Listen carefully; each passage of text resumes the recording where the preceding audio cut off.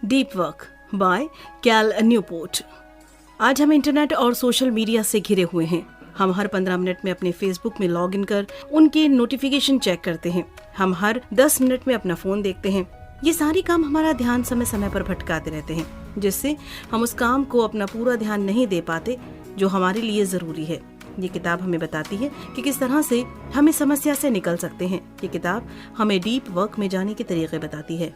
Deep work का मतलब अपने दिमाग को पूरी तरह से अपने काम पर लगाना और सारी ध्यान भटकाने वाली चीजों से नाता तोड़ लेना। ये किताब हमें बताती है कि किस तरह से हम कम समय में ज्यादा काम पूरा कर सकते हैं।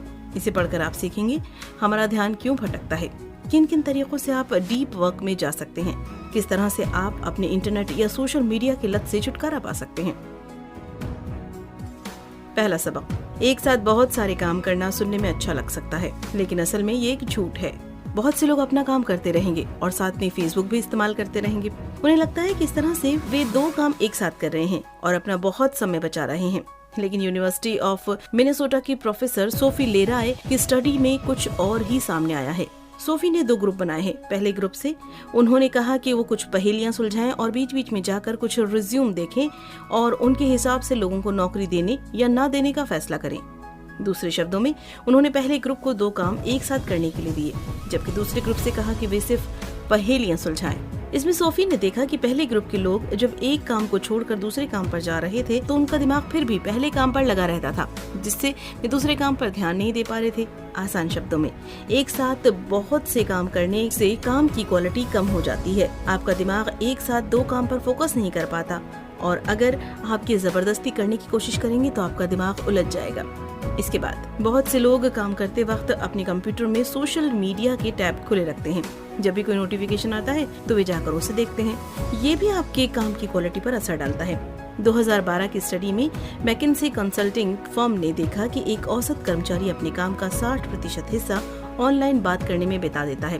वो सिर्फ 30% हिस्से में ईमेल का जवाब देता है। यानी कि लोग काम बहुत कम कर रहे हैं, लेकिन फिर भी उन्हें लगता है कि वे बहुत काम कर रहे हैं। ये छोटे छोटे काम एक साथ जुड़ जाते हैं और अंत में जाकर बहुत ज्यादा लगने लगते हैं, लेकिन इन्हें करने से कुछ भी हासिल नहीं होता।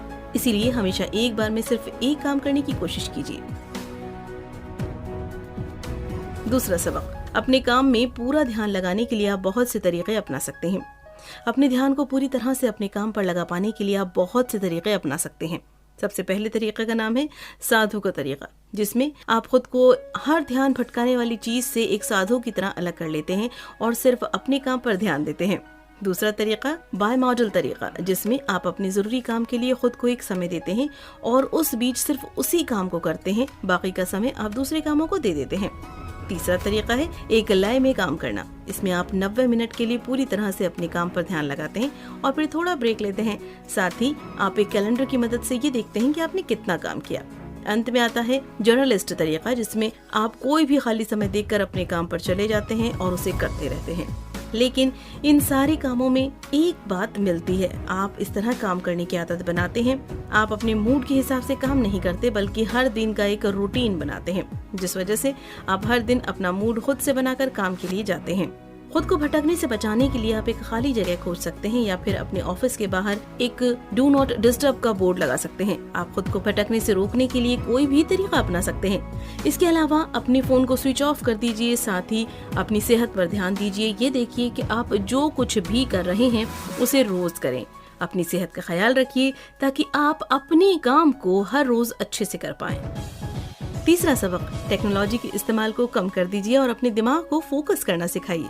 आज के वक्त में हमारा ध्यान भटकाने के लिए बहुत सी चीजें हैं। साथ ही हमारा दिमाग किसी एक चीज पर ध्यान लगाने के लिए नहीं बना है। हमारा दिमाग इस तरह से डिजाइन किया गया है कि उसका ध्यान हर वक्त भटकता रहे। इसकी वजह यह है कि जंगलों में जब हम आदिवासियों की तरह रहते थे तो एक चीज पर ध्यान लगाए रखना हमारे लिए नुकसानदायक हो सकता था, क्योंकि इससे हम किसी जानवर के शिकार हो सकते थे। साथ ही हर वक्त ध्यान भटकाने से हम नए मौके खोज पाते हैं, लेकिन हमारी ये खूबी जंगलों में रहने के लिए जरूरी थी, शहरों में रहने के लिए नहीं। अपने दिमाग को काम पर लगाने के लिए आपको सबसे पहले फोकस करना सीखना होगा। नहाते वक्त, कपड़े पहनते वक्त या टहलते वक्त ये सोचिए कि आप किस तरह से अपना दिन बिता रहे हैं या वो कौन सी चीज है जो आपका समय खा रही है। इसके अलावा जब आपको समस्या मिल जाए तो आप उसके अलग अलग समाधान खोजिए। जब आपको ये पता लग जाए कि आपको क्या काम करना है तो खुद से ये पूछिए कि किस तरह से आप उस काम को करके अपनी मंजिल तक पहुंच सकते हैं। इसके साथ ही सोशल मीडिया को लेकर अपनी आदतों पर भी ध्यान दीजिए। ये देखिए कि आप सोशल मीडिया का इस्तेमाल क्यों कर रहे हैं। अगर आप लोगों से जुड़े रहने के लिए ये सब कर रहे हैं या कुछ काम की वजह से उसे इस्तेमाल कर रहे हैं, तो क्या आप असल में वो काम कर रहे हैं? या फिर आप चाहे तो 1 महीने के लिए सोशल मीडिया बंद करके भी देख सकते हैं। इसके बाद आप खुद से ये सवाल पूछिए, सोशल मीडिया का इस्तेमाल ना करने से आपकी जिंदगी बेहतर बनी या नहीं? क्या किसी को आपके सोशल मीडिया इस्तेमाल ना करने से कुछ फर्क पड़ा?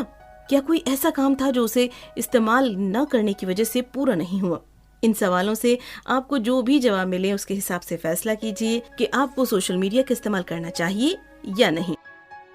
चौथा सबक, अपने खाली समय को ठीक से इस्तेमाल करने के लिए प्लानिंग कीजिए।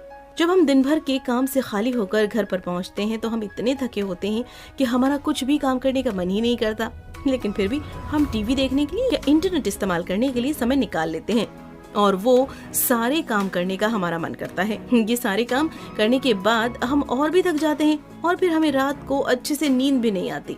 इस तरह के हालात से खुद को बचाने के लिए आप प्लानिंग कीजिए कि किस तरह से आप अपने खाली समय का इस्तेमाल करेंगे। अपने जरूरी कामों को और दूसरे कामों को अलग अलग समय दीजिए। अगर आप 1 घंटे के लिए अपना जरूरी काम करते हैं तो 1 घंटे के लिए दूसरे काम कर सकते हैं। अब ये जरूरी नहीं है कि आप हर रोज एक सख्त टाइम टेबल के हिसाब से ही चलिए।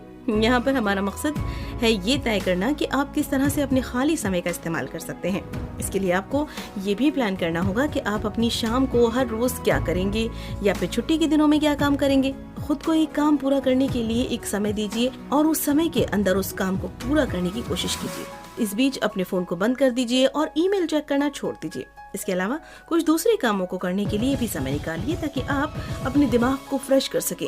किताबें पढ़ने के लिए या अपने दोस्तों के साथ समय बिताने के लिए भी कुछ समय निकालिए। ये सारे काम करने की प्लानिंग भी एडवांस में कीजिए।